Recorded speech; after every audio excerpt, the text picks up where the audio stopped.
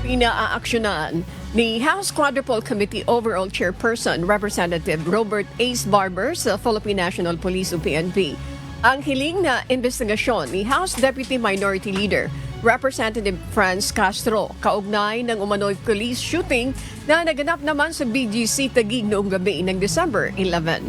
Ayon kay Representative Castro, pinaputukan ng isang pulis ay isang naka-motorbike habang sila ay naglalakbay na ikinagulat niya at tinawag itong banta sa kanyang buhay. Wala namang natanggap na ulat ng PNP ukol sa insidente kaya tinimok ni Police Brigadier General Jean Fajardo ang kongresista na magsumiti ng official na report sa pinakamalapit na istasyon ng pulisya upang maaksyonan ang nasabing insidente. Nagulat po ako, Mr. Chair, pinaputukan ng isang pulis, yung naka-motorbike. So, hindi namin alam kung anong insidente ito, ano ba itong mga naka-motorbike na ito. Talagang natakot po ako, Mr. Chair, at kinihila na lang po ako ng aking mga kasamahan at pinadapa, at pinayuko. Natakot po ako, Mr. Chair, dahil bakit po nagkakaroon ng ganitong insidente na sa gitna ng traffic?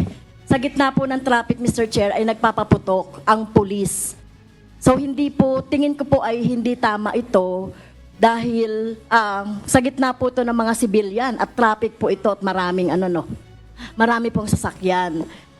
We verified po sa Taguig City Police Station as well as the Southern Police District. Wala po silang na-receive na ganong report po. But if in case it is true, we encourage Representative Franz Castro to at least make an official report po sa nearest police station para we could take action on that po.